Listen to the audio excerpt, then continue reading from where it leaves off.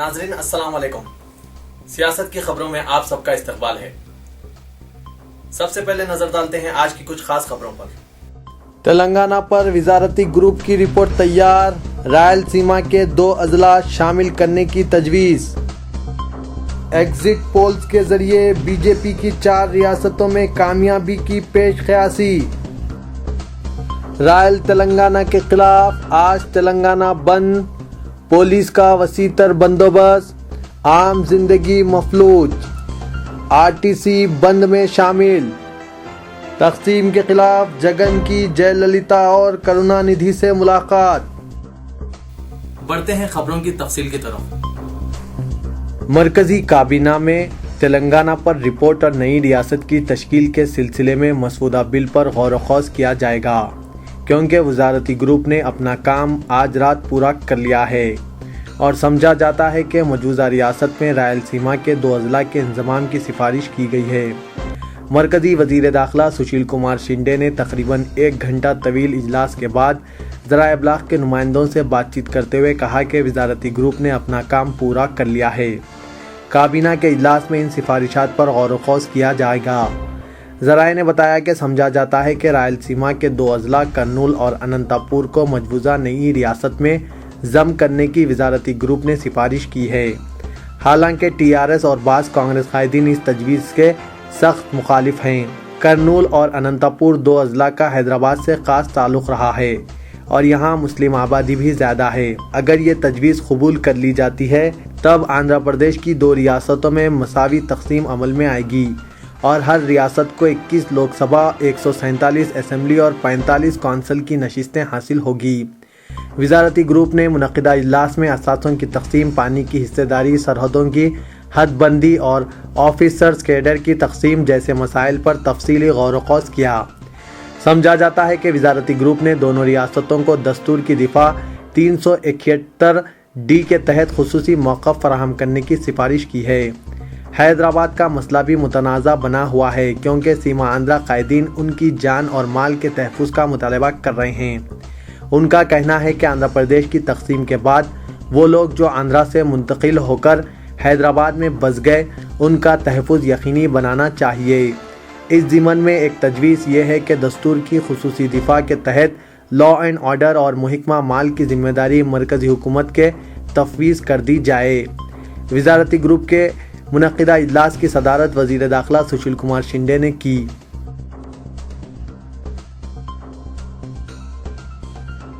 ملک کی 5 ریاستوں میں انتخابات کی تکمیل کے بعد مختلف ایگزٹ پولز کے مطابق بی جے پی کے مدھیہ پردیش، راجستھان اور چھتیس گڑھ میں کامیابی حاصل کرنے کے امکانات ہیں، جبکہ دہلی میں اسے سخت مقابلے کی توقع ہے۔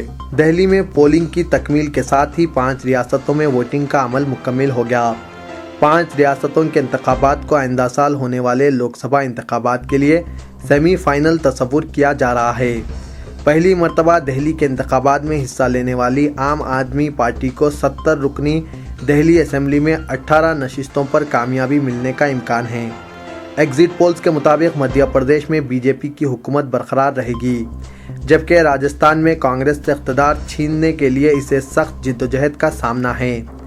CNN-IBN کے ہفتہ واری سروے کے مطابق چھتیس گڑھ میں بی جے پی کامیاب ہو سکتی ہے۔ مدھیہ پردیش کی 230 رکنی اسمبلی میں بی جے پی کو 136 تا 146 نشستیں حاصل ہو سکتی ہے، جبکہ چھتیس گڑھ کی 90 رکنی اسمبلی میں وہ 45 تا 55 نشستوں پر کامیابی حاصل کر سکتی ہے۔ ایگزٹ پولز کے مطابق مدھیہ پردیش میں کانگریس کو 67 تا 77 اور چھتیس گڑھ میں 32 تا 40 نشستوں پر کامیابی ملنے کی پیش قیاسی کی گئی ہے۔ اس طرح مدھیہ پردیش میں بی جے پی کو 161 نشستوں کے ساتھ واضح اکثریت مل سکتی ہے، جبکہ چھتیس گڑھ میں 51 اور راجستھان میں 147 نشستیں ملنے کا امکان ہے۔ آج کی پیش قیاسی میں کانگریس کو مدھیہ پردیش میں 62، چھتیس گڑھ میں 39 اور راجستھان میں محض 39 نشستیں ملنے کی پیش قیاسی کی گئی ہے۔ ٹائمز نو کے سروے میں بی جے پی کو تمام تینوں بڑی ریاستوں میں اقتدار ملنے کی پیش قیاسی کی گئی ہے۔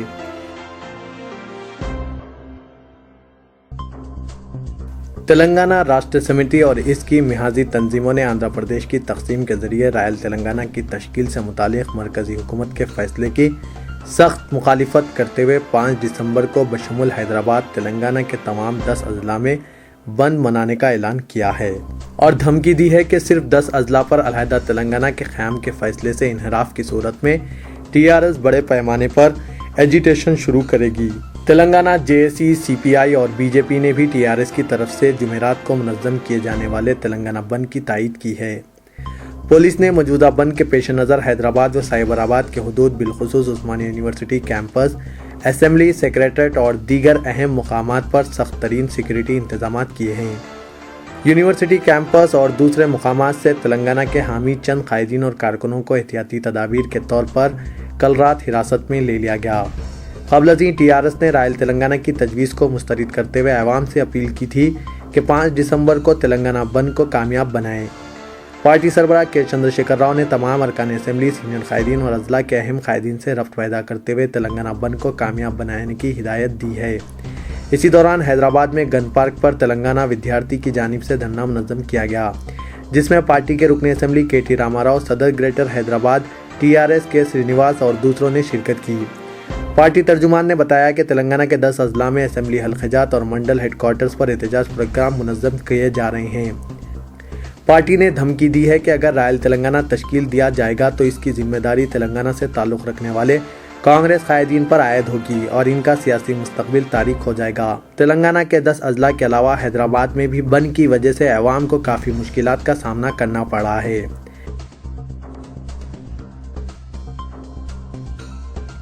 وزیر اعلیٰ کرن کمار ریڈی نے دونوں شہروں حیدرآباد و سکندرآباد میں بلدی و آبرسانی و دیگر شہری سہولتوں سے متعلق مسائل کا جائزہ لینے اور شہریوں کو فراہم کی جانے والی سہولتوں کو مزید بہتر بنانے کے لیے greater Hyderabad municipal corporation, Hyderabad metro water supply and sewerage board اور دیگر محکمہ جات کا مشترکہ اجلاس طلب کرنے کی ضرورت پر زور دیا ہے۔ کرن کمار ریڈی کی صدارت میں Hyderabad metro water supply and sewerage board کا اجلاس منعقد ہوا، جس میں شہریوں کو پانی کے صاف پانی کی فراہمی اور ڈرینیج کی سہولتوں کی فراہمی سے متعلق امور و مسائل اور بورڈ کی کارکردگی کا جائزہ لیا گیا۔ اس بورڈ نے اپنے مختلف پروجیکٹوں کی منظوری دی۔ بورڈ کے مینیجنگ ڈائریکٹر نے وزیر اعلیٰ کو بتایا کہ دونوں شہروں کو پینے کے پانی کی سربراہی کے لیے آبی ذخائر کی صورتحال اطمینان بخش ہے۔ GHMC کے اندرون اور بیرونی حدود میں روزانہ 340 MGD پانی سربراہ کیا جا رہا ہے، جبکہ GHMC کے باہری حدود میں 106 GMD پانی کی مانگ ہے۔ اس ضمن میں مختلف درخواستیں زیر تصفیہ ہے۔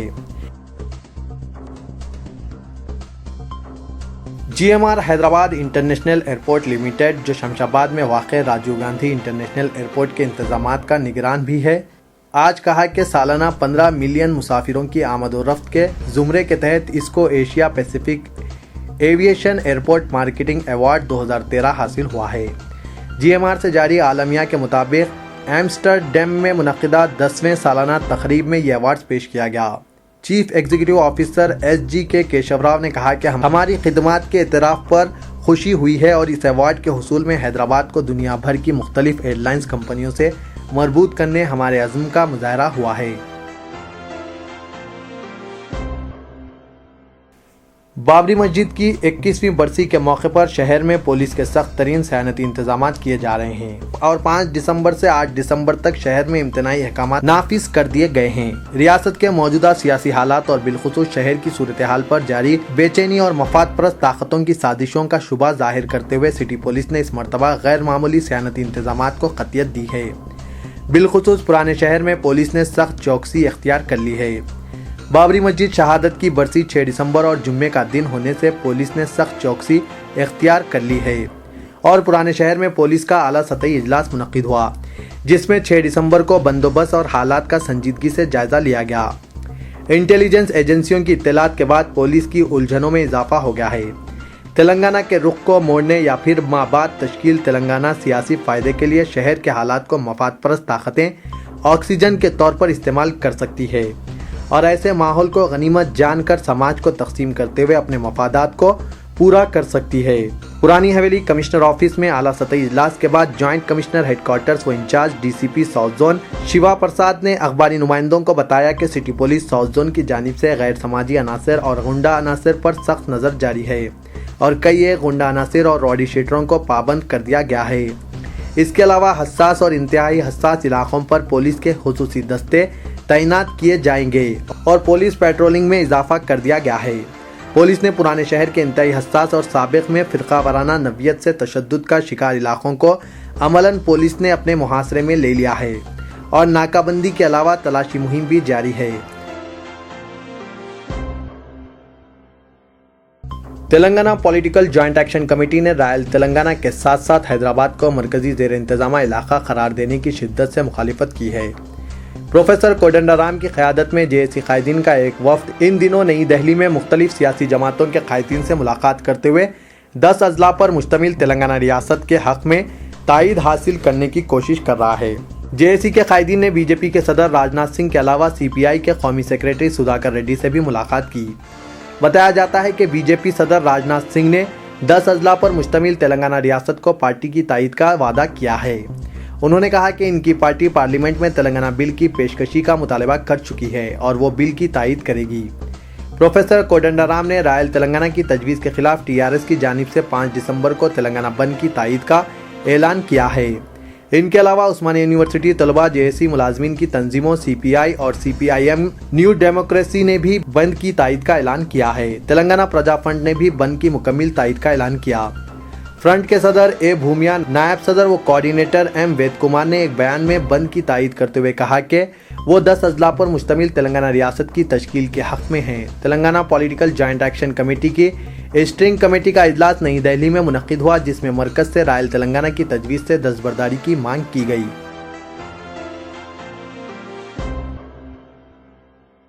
صدر YSR کانگریس پارٹی جگن موہن ریڈی نے چنئی پہنچ کر چیف منسٹر تمل ناڈو جے للیتا اور سابق چیف منسٹر کرونانیدھی سے ملاقات کرتے ہوئے آندھرا پردیش کو متحد رکھنے اور پارلیمنٹ میں تلنگانہ بل کی مخالفت کرنے کی اپیل کی۔ 6 دسمبر کو جگن موہن ریڈی اتر پردیش پہنچ کر چیف منسٹر اکھلیش یادو سے ملاقات کریں گے۔ ریاست کو متحد رکھنے کے لیے دہلی کے علاوہ ملک کے مختلف ریاستوں کا دورہ کرتے ہوئے چیف منسٹرز اور پارٹی سربراہوں سے ملاقات کرنے والے صدر YSR کانگریس پارٹی جگن موہن ریڈی چنئی پہنچ کر تمل ناڈو کے وزیر اعلیٰ سے ملاقات کی۔ بعد ازاں سابق چیف منسٹر کرونانیدھی سے بھی ملاقات کی اور دونوں قائدین سے ریاست کو متحد رکھنے میں تعاون کرنے کی اپیل کرتے ہوئے کہا کہ مرکزی حکومت آرٹیکل 3 کا بیجا استعمال کر رہی ہے۔ اسمبلی میں ریاست کی تقسیم کے لیے اکثریت حاصل نہ ہونے کے باوجود آندھرا پردیش کو تقسیم کرنے کی کوشش کر رہی ہے۔ اگر پارلیمنٹ میں تلنگانہ کی بل کو شکست نہیں دی گئی تو ملک کی دوسری ریاستیں بھی اس طرح تقسیم ہو جائیں گی۔ بعد ازاں میڈیا سے بات کرتے ہوئے صدر YSR کانگریس پارٹی نے کہا کہ ان کا دورہ چنئی کامیاب رہا۔ جے للیتا اور کرونانیدھی نے ریاست کو متحد رکھنے کے معاملے میں ان کی اپیل پر ہمدردانہ غور کرنے اور مکمل تعاون کرنے کا تیقن دیا۔ انہیں یقین ہے کہ ملک کی مختلف سیاسی جماعتیں تلنگانہ کے بارے میں ضرور غور کریں گی اور ریاست کو غیر دستوری انداز میں ہرگز تقسیم ہونے نہیں دیں گی۔ ناظرین، میں محمد اسلم حسین اب آپ سب سے اجازت چاہتا ہوں۔ انشاءاللہ کل پھر کچھ نئی خاص خبروں کے ساتھ حاضر ہوں گا۔ تب تک کے لیے اللہ حافظ۔